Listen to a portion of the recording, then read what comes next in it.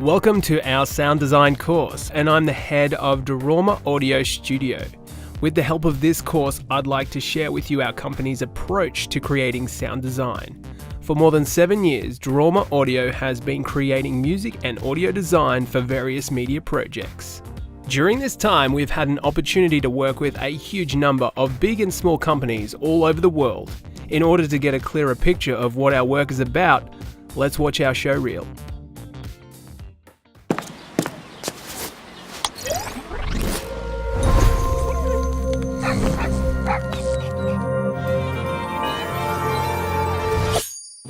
And so I was in Kuwait recently doing a comedy show with some other American comedians. They all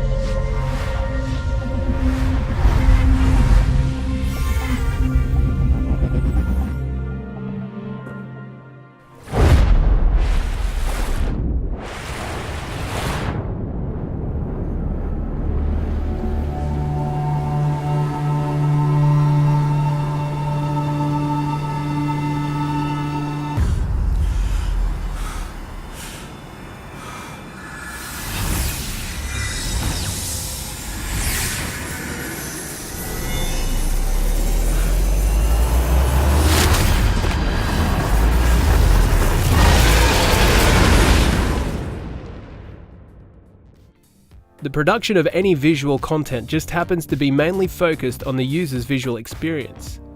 While the user's audio experience is often completely neglected, but the sound is extremely important not only for telling or supporting the story, but for adding intensity to the entire experience. Let's do a small experiment. So here's the animation of our logo. The animation itself is pretty cool, but it lacks something that will make us feel the dynamics and get the message of our company and this animation in general. Let's see how it changes when we add some sound to it.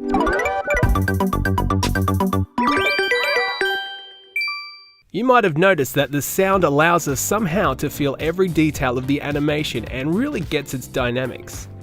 As you know, the sound is a wave that is coming from some source and eventually gets to our ears.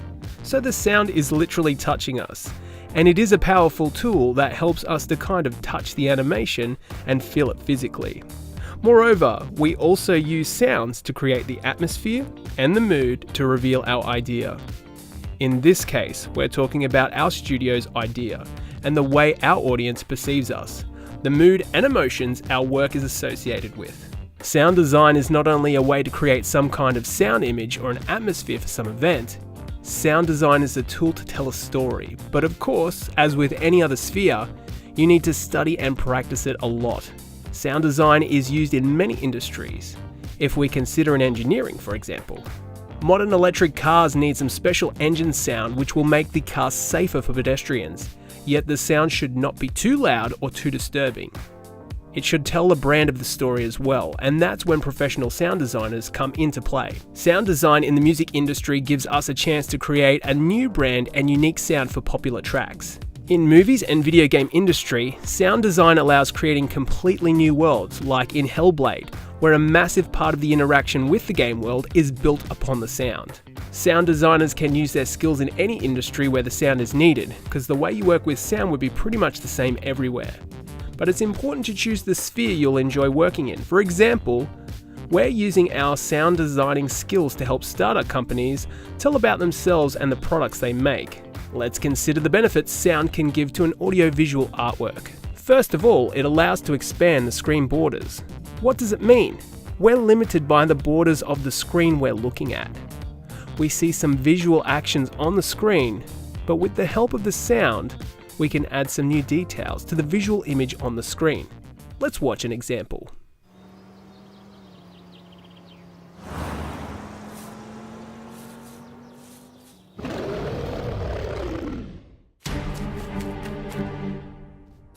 So here's the video. There's a car driving on the road. Suddenly, somebody throws away a plastic bag from that car. And there's a sound of some beast roaring. And we can tell there's not only the car and the bag and nature around, but there's someone else present in this story. Some wild animal, and it's not happy with what just happened here. That's how we expand the borders of the screen, and we add some important details to the story. Another great thing about sound is the way it helps you to tell the condition of something. Like when you're driving in your car and you hear some really weird and disturbing sounds coming from the engine or any other source of the car, and you can immediately tell there's something wrong with the car. Sound can tell you there's a problem. Okay, here's an example. Here's a video. We can see a forest. When we walk into a forest, we usually hear birds singing, but when there's no sound of them, we can feel there's something wrong here. Okay, let's watch. Here's the forest and the birds are singing here.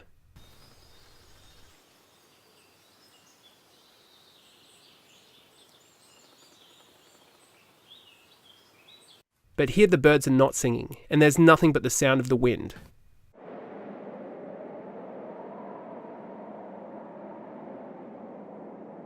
As you can see, the forest from the second video seems to be weird, and somehow it feels unfriendly and uninviting. Let's move on to the next benefit of sound design, which is emotions and associations. Sound design is not only about audio support to the video content, it's more about creating associations and the emotions these associations give. So when we see something on the screen, we don't have to give it exactly the same sound it would have in real life. We can make a brand new association, some kind of sound illusion, which can give a different impression and a different emotion. So the image we see on the screen can be opposite to what we hear, and it will create a whole new mood. For example, we have made an opening video for GQ magazine's annual awards ceremony. It was a 45-second video with mostly static actions, and our task was to create a new sound image for every new frame and action in the video. Let's see what we came up with.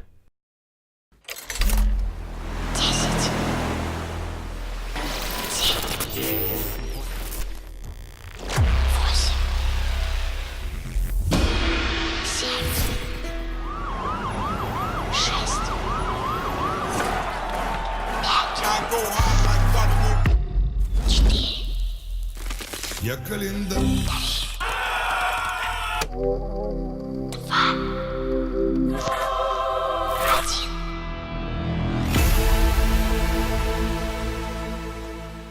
Okay, let's move on. So the next great thing about sound is its ability to set a tone. That means we can set any tone to what's going on to the screen using different sounds. Let's watch an example. We were making sound design for cinematic that opened a Cybersport Dota 2 tournament. So in this cinematic, there was a character named Roshan. It was a huge roaring beast who appeared from hellfire. Our task was to create the Roshan's roar. The roar had to reveal Roshan's character, so it had to be ominous, powerful, and huge. Let's see what we came up with.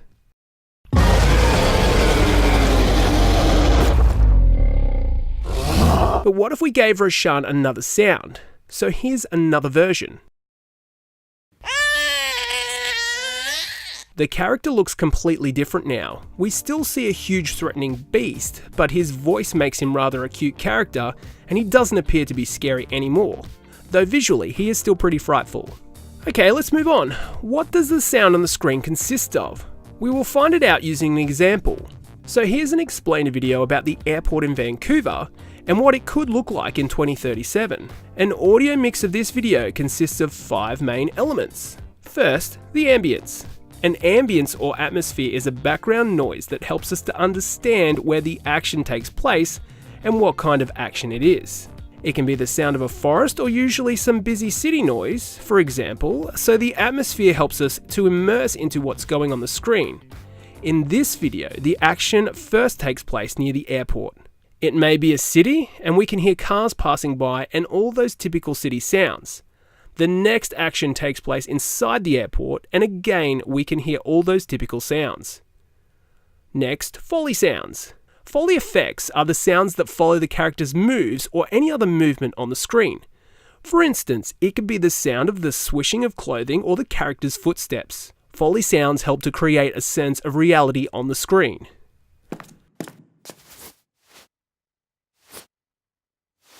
Next, audio effects or sound effects. These are the sounds that don't actually exist in the real world, but those that we can't record on a standard microphone. Think of the sound of a weapon of the future, or spaceships, or a robot's voice, or some interface. In this case, we have an interface from the future, so we're creating its sound from scratch. Next, voiceover. A voiceover is a narrator's voice which tells us what's going on the screen. We usually hear the voice but almost never actually see the narrator. We can also have voices of characters who are present on the screen, so here we have both. We have a voiceover. The future of YVR are taking shape. And we also have some interaction between characters on the screen. And last but certainly not least, music. Music allows setting the dynamics or the mood we want to convey, meaning the mood we want our audience to experience while watching the story.